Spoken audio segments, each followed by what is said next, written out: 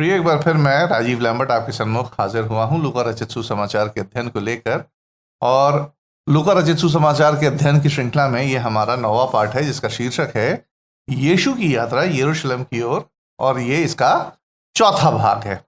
प्रिय, हमारे लिए अच्छा होगा कि इस बिंदु पर हम लूका रचित सुसमाचार की अपनी रूपरेखा की एक बार और समीक्षा कर लें, ताकि हम इस पाठ के अध्ययन में की जाने वाली सामग्री को हम लूका के पूरे सुसमाचार के संदर्भ में एक बार रख के देख सकें। आसान शब्दों में कहें तो लूका की पुस्तक में अभी तक हमने किन किन चीजों का अध्ययन कर लिया है, हम उसकी एक बार समीक्षा कर लेते हैं। तो हमने अभी तक लूका रचित सुसमाचार के रूपरेखा में आरंभ का अध्ययन कर लिया है, फिर यीशु गलील में, फिर यीशु की यात्रा यरूशलेम की ओर, जिसका अध्ययन अभी हम कर रहे हैं और ये उसका चौथा भाग है। फिर आएगा इसके बाद यीशु का यरूशलेम में प्रवेश और फिर समापन।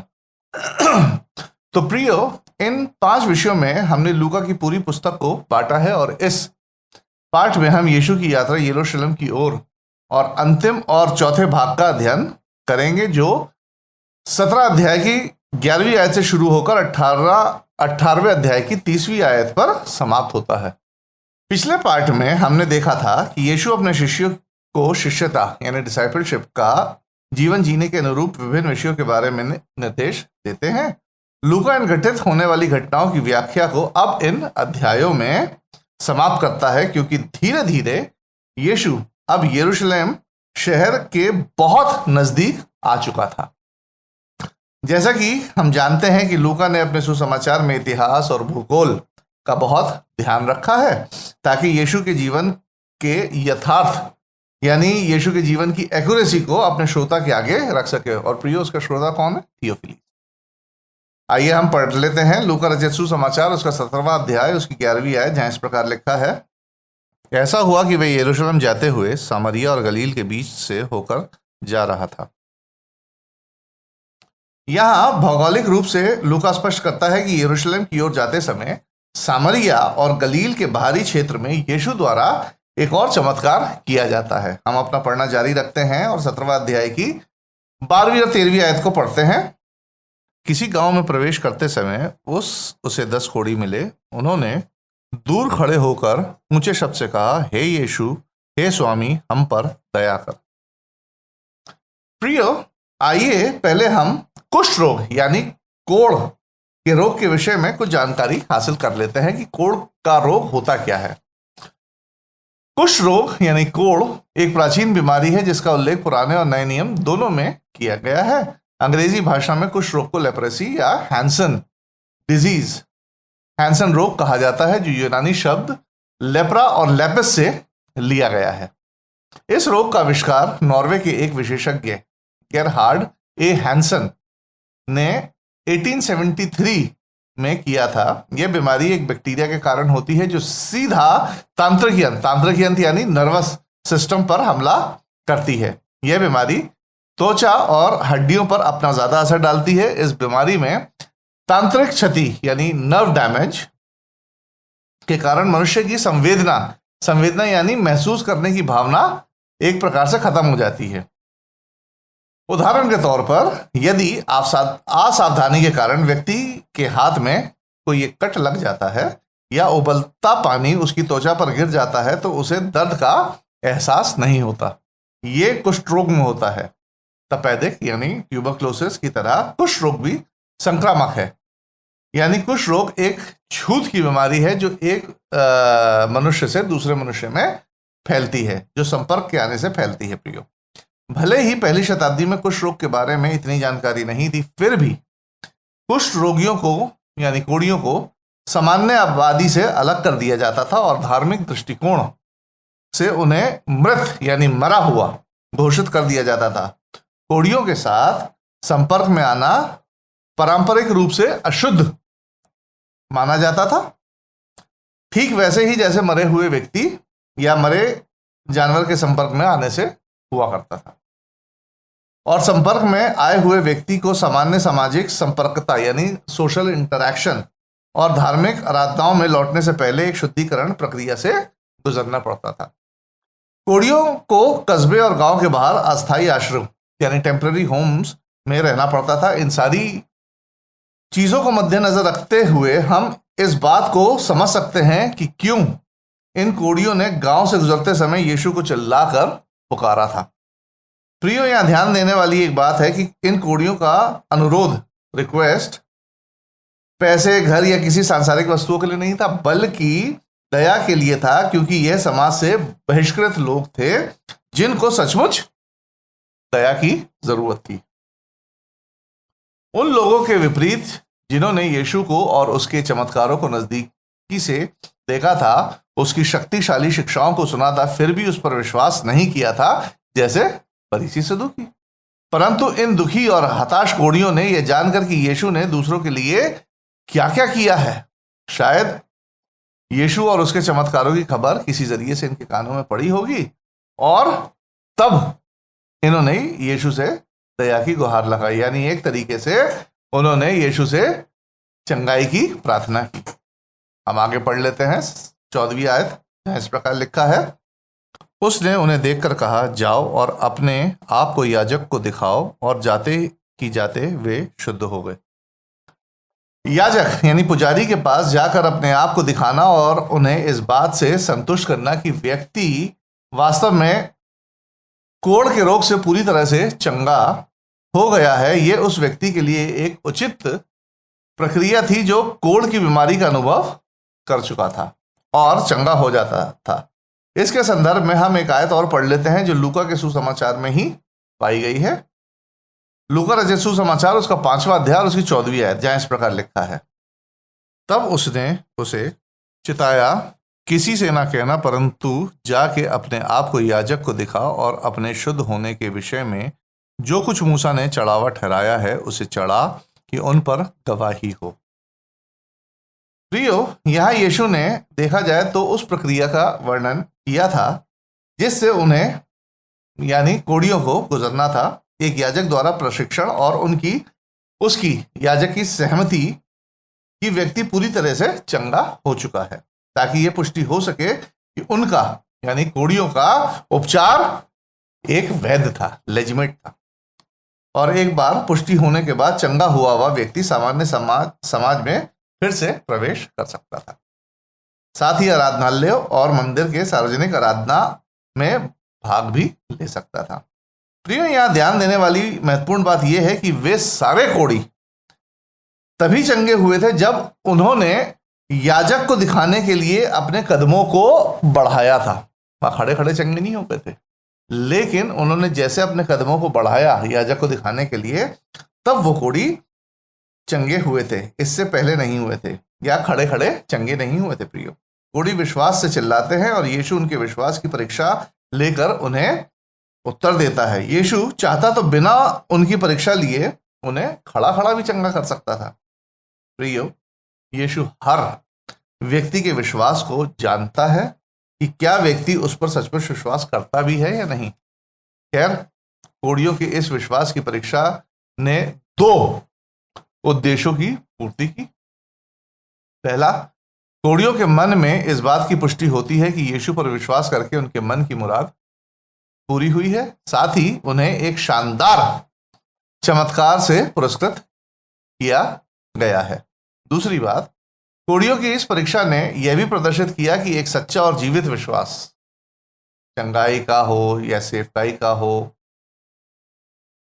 ये जीवित विश्वास एक क्रिया, एक एक्शन में देखे जा सकते हैं, ना कि केवल मुंह से स्वीकार करने से कि मुझे विश्वास है।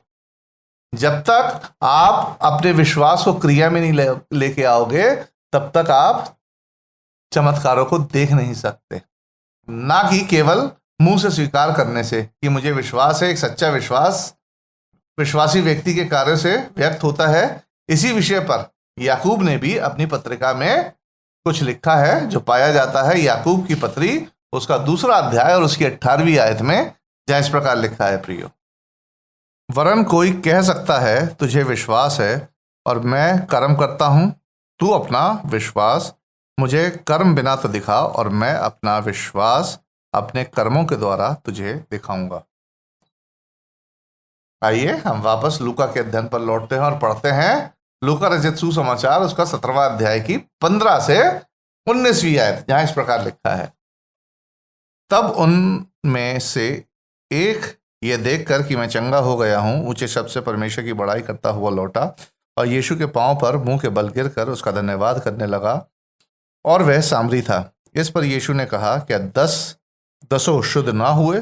तो फिर वे 9 कहाँ हैं? क्या इस परदेशी को छोड़ कोई और ना निकला जो परमेश्वर की बड़ाई करता? तब उसने उससे कहा, उठकर चला जा, तेरे विश्वास ने तुझे चंगा किया। वह 10 कोढ़ी थे प्रियो, और इनमें से एक सामरी था। जाहिर तौर पर यहूदी और सामरी के भेदभाव को इन 10 कोढ़ियों ने भुला दिया होगा, क्योंकि वे सारे एक छूत की बीमारी से ग्रसित थे। यहां कोई भेदभाव नहीं होगा इन कोढ़ियों में, नहीं था।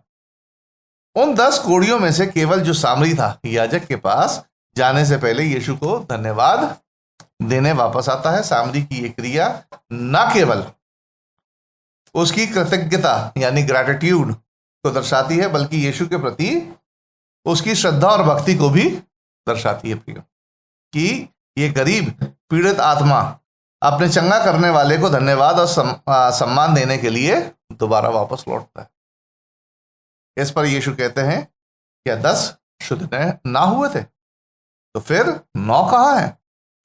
सामरी कोढ़ी के आभार और सम्मान के प्रदर्शन के जवाब में यीशु अलग अलग परिणामों पर टिप्पणी करते हैं, जो उन 9 के साथ हम सब पर भी लागू होती है प्रियो।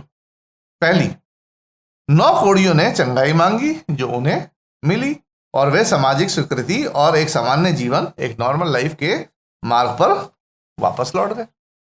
दूसरी बात, जबकि सामरी ने भी चंगाई मांगी थी और उसे भी चंगाई मिली, परंतु यीशु के प्रति अपनी प्रतिक्रिया यानी एक्शन के कारण वे न केवल सामान्य जीवन के मार्ग पर वापस लौटा था, परंतु अनंत जीवन के मार्ग पे भी चल पड़ा था। प्रियो, देखा जाए तो यह दृश्य एक जीवित भविष्यवाणी के रूप में भी कार्य करता है कि कैसे यहूदी और अन्य जातियों द्वारा सुसमाचार को स्वीकार किया जाएगा। 9 यहूदी कोढ़ियों की चंगाई उन आशीषों और अवसरों को दर्शाती है जो यहूदी राष्ट्र ने यीशु को अपने मसीहा के रूप में प्राप्त की थी। फिर भी व्यवस्था, भविष्यवक्ताओं, भव्य मंदिर, चमत्कार और यीशु का यहूदी होने के बावजूद भी यहूदियों ने यीशु को अस्वीकार कर दिया था। 9 कोढ़ियों ने यीशु की उपस्थिति, अवसर और चंगाई के रूप में आशीष को तो प्राप्त किया था, परंतु उनके मन में अपने मसीहा के प्रति किसी भी प्रकार की कोई भी ग्रैटिट्यूड, कृतज्ञता नहीं थी। जबकि एक अकेला सामरी उन अन्य जातियों का प्रतिनिधित्व करता है जिन्होंने कई बाधाओं के बावजूद भी यहूदियों के मसीहा को अपना उद्धारकर्ता के रूप में अपनाया है प्रियो, जो अन्य जातियों को तुच्छ समझते थे। कौन? यहूदी लोग। इसलिए प्रियो, यह सच्ची घटना न केवल उस अस्वीकृति की ओर इशारा करती है जिसका यीशु जल्द ही यरूशलेम में सामना करने वाला था, बल्कि यहूदियों द्वारा सुसमाचार की अस्वीकृति के बाद में दशकों और सदियों में अन्य जाति द्वारा सुसमाचार की स्वीकृति को भी यह घटना दर्शाती है। परमेश्वर के राज्य का आगमन। फरीसियों के प्रश्न पर मती और मरकुस ने भी परमेश्वर के राज्य के आगमन पर यीशु की शिक्षा को अपने अपने सुसमाचारों में प्रियो दर्ज किया है, और यह हम देख चुके हैं। आइए हम पढ़ लेते हैं लूका रचित सुसमाचार, उसका 17वां अध्याय, उसकी 20 और 21वीं आयत, जहां इस प्रकार लिखा है। जब फरीसियों ने उससे पूछा कि परमेश्वर का राज्य कब आएगा, तो उसने उनको उत्तर दिया, परमेश्वर का राज्य दृश्य रूप में नहीं आता, और लोग ये ना कहेंगे देखो यहाँ है या वहाँ है, क्योंकि देखो परमेश्वर का राज्य तुम्हारे बीच में है। फरीसियों ने यीशु के कामों को तो देखा था और जानते भी थे कि मसीह बड़ी सामर्थ और चमत्कार के साथ प्रकट होगा, परंतु उन्हें परमेश्वर के राज्य के संकेत दूर दूर तक दिखाई नहीं दे रहे थे। जैसे उनके विचारों में था कि जब मसीहा आएगा तो राजनीति की शक्तियों में हलचल मच जाएगी, पॉलिटिकल पावर्स में खलबली मच जाएगी, उन्हें रोमन शासन से मुक्ति मिल जाएगी, यहूदी राष्ट्र में समृद्धि प्रॉस्पेरिटी होगी जैसे सुलेमान के समय थी। फरीसी यीशु से पूछते हैं कि यदि आप मसीहा हो तो आपका राज्य कहाँ है और कब आने वाला है। यीशु ने बताते हैं कि राज्य को उनके भौतिक मापदंडों के अनुसार नहीं देखा जा सकता है। राज्य तो यहाँ पहले से ही है, उनके बीच में है, यीशु के अवतार के रूप में और शिष्यों के रूप में। 22 से 37वीं आयतों में यीशु मसीहा के रूप में अपनी दिव्यता और अपनी वैधता का एक और प्रमाण प्रदान करता है। अपनी मृत्यु और लगभग 40 वर्षों के बाद यहूदी राष्ट्र के विनाश के बारे में भविष्यवाणी करके प्रियो यीशु राज्य के आगमन के बारे में उनके प्रश्न का उत्तर भी देते हैं। फरीसी लोग यीशु से राज्य के आगमन को पहचानने योग्य संकेतों को पूछते हैं, यह सोचकर कि शायद परमेश्वर के राज्य का आगमन एक स्थानीय सांस्कृतिक और राजनीतिक घटना होगी। यीशु उन्हें उत्तर देते हैं कि जब परमेश्वर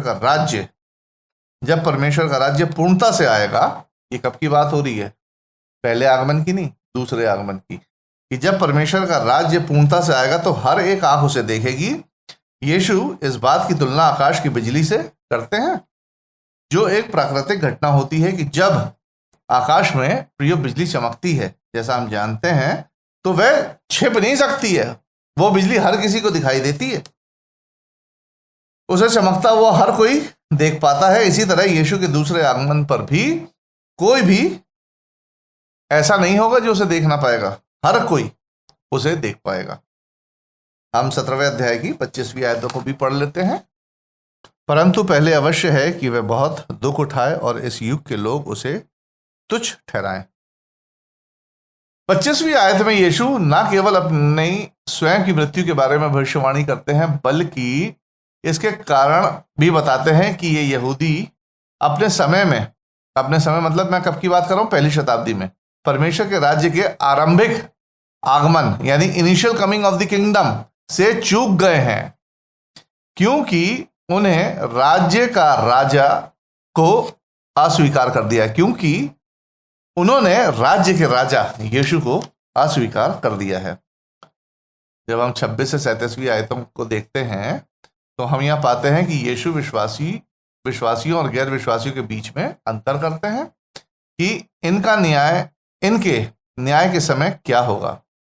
एक स्वर्ग के लिए ले लिया जाएगा और दूसरा न्याय का सामना करने के लिए छोड़ दिया जाएगा। प्रियो, जैसे रैप्चर की फिल्म और किताबों में बताते हैं कि चलती गाड़ी में से ड्राइवर उठा लिया गया, किचन में काम करती हुई महिलाएं उठा ली गईं और उनके कपड़े पीछे छूट गए, और जो लोग इस तरह से रैप्चर का प्रचार करते हैं, प्रिय ऐसा कुछ होने वाला नहीं है।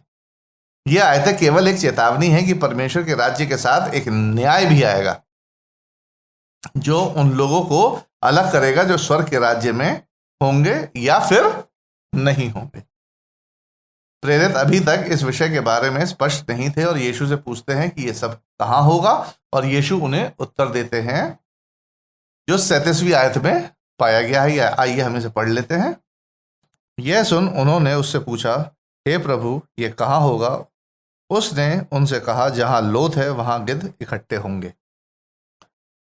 यीशु बताते हैं कि निर्णय कहाँ है यह महत्व नहीं रखता है, पर निर्णय क्या होगा यह जरूर महत्व रखता है। प्रियो, लोथ मरे हुए यानी अविश्वासी, गिद्धों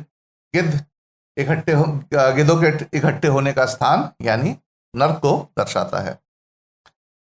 अब हम 18वें अध्याय की ओर बढ़ते हैं। आइए हम इसको पढ़ लेते हैं, 18वें अध्याय की पहली आयत को। फिर उसने इसके विषय में कि नित्य प्रार्थना करना और हियाव ना छोड़ना चाहिए, उनसे यह दृष्टांत कहा। राज्य पर शिक्षा और दूसरे आगमन की घटनाओं पर चेतावनी देने के बाद अब शिष्यों को प्रोत्साहन की आवश्यकता होती और यीशु प्रार्थना और शिक्षा देकर उन्हें प्रोत्साहन प्रदान करते हैं। प्रियो, इन दृष्टांतों में प्रार्थना करने के लिए शब्द या कोई विषय पर निर्देश नहीं दिए गए हैं, बल्कि प्रार्थना करने का एक एटीट्यूड यानी दृष्टिकोण बताया गया है, जिससे प्रार्थना करने वाले की प्रार्थना कबूल हो सके। यहाँ ये दो दृष्टांत प्रार्थना के सुने जाने के लिए 3 आवश्यक दृष्टिकोणों का वर्णन करते हैं। आइए हम पहले दृष्टिकोण को देख लेते हैं, जो है लगन और दृढ़ता यानी परसिवियरेंस। आइए हम पढ़ लेते हैं 18वें अध्याय की 2 से 8 आयतों को, जहां इस प्रकार लिखा है। किसी नगर में एक न्यायी रहता था जो ना परमेश्वर से डरता था और ना किसी मनुष्य की परवाह करता था। उसी नगर में एक विधवा भी रहती थी जो उसके पास आकर कहा करती थी, मेरा न्याय चुकाकर मुझे मुद्दई से बचा। कुछ समय तक तो वह ना माना, परंतु अंत में मन में विचार कर कहा, यद्यपि मैं ना परमेश्वर से डरता और ना मनुष्य की कुछ परवाह करता हूँ, तो भी ये विधवा मुझे सताती रहती है, इसलिए मैं उसका न्याय चुकाऊंगा। कहीं ऐसा ना हो कि घड़ी घड़ी आकर अंत में मेरी नाक में दम करे। प्रभु ने कहा, सुनो, ये अधर्मी न्यायी क्या कहता है। इसलिए क्या परमेश्वर अपने चुने हुओं का न्याय ना चुकाएगा जो रात दिन उसकी दुहाई देते रहते हैं? क्या वह उसके विषय में देर करेगा? मैं तुमसे कहता हूं, वह तुरंत उनका न्याय चुकाएगा। तो भी पर मनुष्य का पुत्र जब आएगा तो क्या वह पृथ्वी पर विश्वास पाएगा? यह दृष्टांत किसी न्यायाधीश की योग्यता के बारे में नहीं है कि उन्हें कैसे जरूरतमंद लोगों की मदद करनी चाहिए इत्यादि। इस दृष्टांत का केवल एक ही उद्देश्य है कि किसी बात की भी लगन और दृढ़ता जो है वो एक दिन रंग लेके आती है। अंत में यीशु का प्रश्न भविष्य में उन लोगों के लिए एक नसीहत है कि जब यीशु का दूसरा आगमन होगा तो क्या विश्वासी लोग अंत तक उसे प्रार्थना करते मिलेंगे या नहीं मिलेंगे? यह हमारे लिए एक प्रश्न है। वह इस दृष्टांत को पढ़ने वाली हर पीढ़ी के आगे इस प्रश्न को यीशु मसीह छोड़ते हैं। दूसरा दृष्टिकोण हम देख लेते हैं, विनम्रता और दीनता का है, ह्यूमिलिटी। आइए हम यहां भी पढ़ लेते हैं 18वें अध्याय की 9 से 14वीं आयत। उसने उनसे जो अपने ऊपर भरोसा रखते थे कि हम धर्मी हैं और दूसरे को तुच्छ जानते थे, ये दृष्टांत कहा। 2 मनुष्य मंदिर में प्रार्थना करने के लिए गए और फरीसी था और दूसरा चुंगी लेने वाला। फरीसी खड़ा होकर अपने मन में यूं प्रार्थना करने लगा, हे परमेश्वर, मैं तेरा धन्यवाद देता हूं कि मैं दूसरे मनुष्य के समान अंधेर करने वाला, अन्यायी और व्यभिचारी नहीं, और ना इस चुंगी लेने वाले के समान हूं। मैं सप्ताह में 2 बार उपवास रखता हूं। मैं अपनी सब कमाई का 10वां अंश भी देता हूं। परंतु चुंगी लेने वाले ने दूर खड़े होकर स्वर्ग की ओर आंखें उठाना भी ना चाहा, वरन अपनी छाती पीट पीट कर कहा, हे परमेश्वर, मुझ पापी पर दया कर। मैं तुमसे कहता हूं कि वह दूसरा नहीं परंतु यही मनुष्य धर्मी ठहराया जाकर अपने घर गया। क्योंकि जो कोई अपने आप को बड़ा बनाएगा वह छोटा किया जाएगा, और जो अपने आप को छोटा बनाएगा वह बड़ा किया जाएगा। प्रियो, यह दृष्टांत केवल लूका रचित सुसमाचार में ही पाया जाता है। दृष्टांत को समझना आसान है क्योंकि इस कहानी के पात्र उलझे हुए नहीं हैं, जिन्हें समझाना जा सके। एक पात्र अभिमानी, आत्मनिर्भरता पर विश्वास रखने वाला, तो दूसरा पश्चातापी, विश्वासी और विनम्र है। प्रिय, विनम्र व्यक्ति पिछले दृष्टांत में गरीब विधवा की तरह प्रार्थना में अपने दृष्टिकोण के परिणाम स्वरूप पुरस्कार प्राप्त करता है। प्रार्थना की लंबाई शैली या शब्दों के कारण नहीं, वरन दीनता और पश्चातापी हृदय के कारण वह परमेश्वर के आगे धर्मी ठहरता है। यह हम सब विश्वासियों के लिए एक सबक है प्रियो, कि जो विनम्र पश्चातापी हृदय से लगातार प्रार्थना करता रहेगा और प्रार्थना में लगा रहेगा, उसकी प्रार्थनाएं कबूल होंगी। तीसरा दृष्टिकोण अगर हम देखते हैं, पवित्रता, निर्मलता, मासूमियत का है प्रियो, इनोसेंस का। प्रार्थना के दृष्टिकोण पर तीसरा पार्ट एक दृष्टांत के रूप में नहीं है, बल्कि यीशु की सार्वजनिक सेवकाई की एक सच्ची घटना पर आधारित है, जो लूका रचित सुसमाचार के 18वें अध्याय की 15वीं और 17वीं आयतों में, 15वीं से 17वीं आयतों में पाई गई है। आइए हम इसको पढ़ लेते हैं। फिर लोग अपने बच्चों को भी उसके पास लाने लगे कि वह उन पर हाथ रखे, परंतु चेलों ने देखकर उन्हें डांटा। यीशु ने बच्चों को पास बुलाकर कहा, बच्चों को मेरे पास आने दो और उन्हें मना ना करो, क्योंकि परमेश्वर का राज्य ऐसो ही का है। मैं तुमसे सच कहता हूं कि जो कोई परमेश्वर के राज्य को बालक के समान ग्रहण ना करेगा वह उसमें कभी प्रवेश करने ना पाएगा। यह दृश्य एक सफल प्रार्थना के लिए एक और रवैये को बताता है, और वो है पवित्रता, निर्मलता, मासूमियत यानी इनोसेंस। पवित्रता या मासूमियत इसलिए नहीं कि हमने कोई पाप नहीं किया है, बल्कि इसलिए कि हमारा दिल और दिमाग धार्मिकता आत्मधार्मिकता यानी सेल्फ राइचियस दिखावटी शब्दों और तर्कों आदि से मुक्त रहे।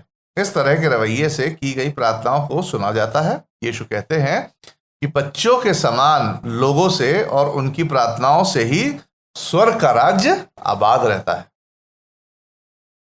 आइए हम अपना पढ़ना जारी रखते हैं। 18वें अध्याय की 18 से 27वीं आयत तक हम पढ़ लेते हैं।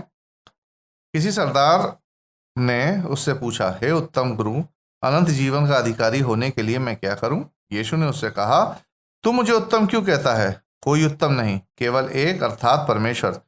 तू आज्ञाओं को तो जानता है, व्यभिचार न करना, हत्या न करना और चोरी न करना, झूठी गवाही न देना, अपने पिता और अपनी माता का आदर करना। उसने कहा, मैं तो इन सब को लड़कपन से ही मानता आया हूं।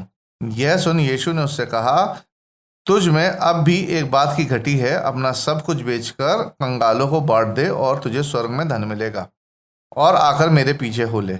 वह यह सुनकर बहुत उदास हुआ, क्योंकि वह बड़ा धनी था। यीशु ने उसे देखकर कहा, धनवानों का परमेश्वर के राज्य में प्रवेश करना कितना कठिन है। परमेश्वर के राज्य में धनवान के प्रवेश करने से ऊंट का सुई के नाके में से निकल जाना सहज है। इस पर सुनने वालों ने कहा, तो फिर किसका उद्धार हो सकता है? उसने कहा, जो मनुष्य से नहीं हो सकता वह परमेश्वर से हो सकता है। मत्ती और मरकुस दोनों ने ही इस दृष्टांत को अपने अपने सुसमाचारों में शामिल किया है प्रियो, जो न केवल शिष्य बनने के महत्व के बारे में बल्कि शिष्य बनने की ऊंची कीमत के बारे में भी बताता है।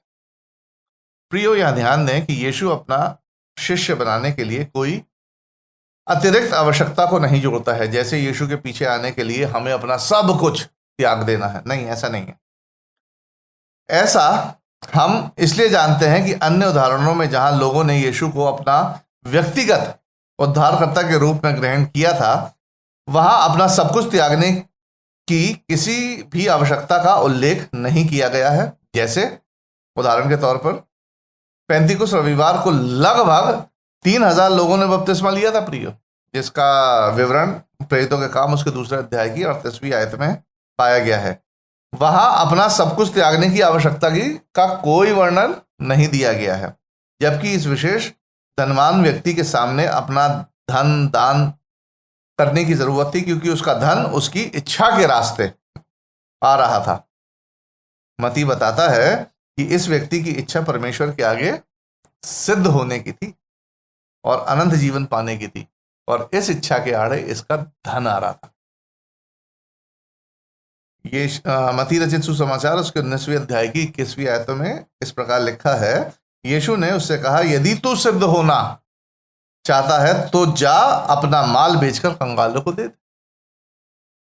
वास्तव में यह धनी व्यक्ति अनंत जीवन, मुक्ति और सुरक्षा पाने के लिए अपने धन, पद और अपनी जायदाद पर निर्भर था, क्योंकि उस समय कई यहूदियों को, और आज के समय भी प्रियो, उस समय नहीं आज के समय भी कई लोगों का यही मानना होता है, खासतौर से कई विश्वासियों का भी यही मानना है कि धन और समृद्धि यानी वेल्थ और प्रॉस्पेरिटी एक निश्चित संकेत है कि परमेश्वर उन पर मेहरबान है। कई लोग मानते हैं कि हमें संसारिक आशीषें मिली हुई हैं, यानी परमेश्वर हमसे खुश है।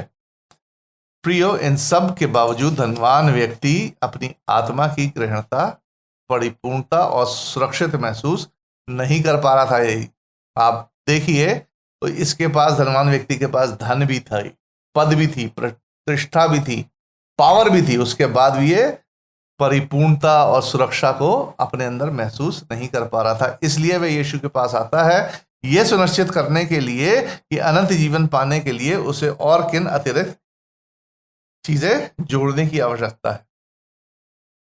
क्या व्यवस्था, अंतर्दृष्टि या रीति रिवाज आदि उसको जोड़ने की आवश्यकता है। यीशु उसे यह कहकर आश्चर्यचकित कर देते हैं कि संपूर्णता, सिद्धता और अनंत जीवन पाने के लिए उसे कुछ जोड़ने की आवश्यकता नहीं है, बल्कि कुछ हटाने की आवश्यकता है। उसे उस धन को हटाने की आवश्यकता है जो उसके उद्धार में बाधा बन रहा था।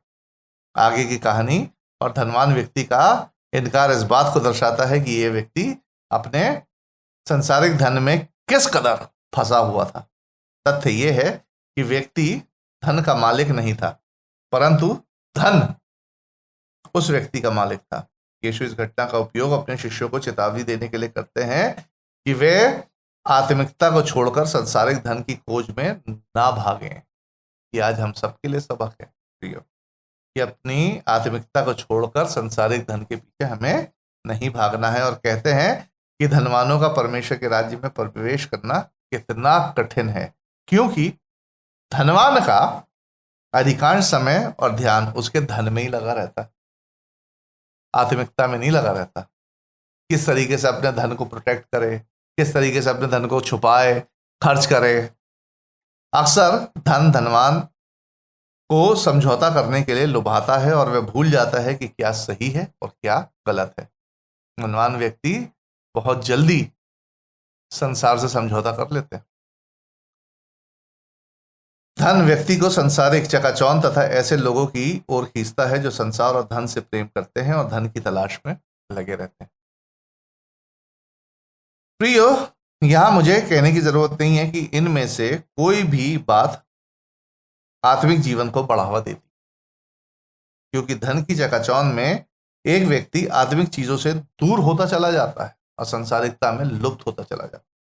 ठीक उस धनवान व्यक्ति की तरह जो अनंत जीवन पाने की मंशा से यीशु के पास आया तो था, परंतु अनंत जीवन पा नहीं पाया।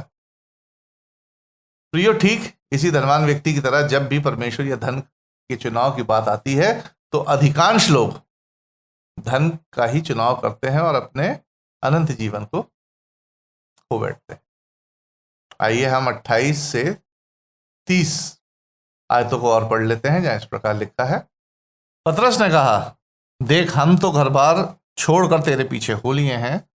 उसने उनसे कहा, मैं तुमसे सच कहता हूं कि ऐसा कोई नहीं जिसने परमेश्वर के राज्य के लिए घर या पत्नी या भाइयों या माता पिता या बाल बच्चों को छोड़ दिया हो और इस समय कई गुना अधिक ना पाए और आने वाली युग में अनंत जीवन पाए।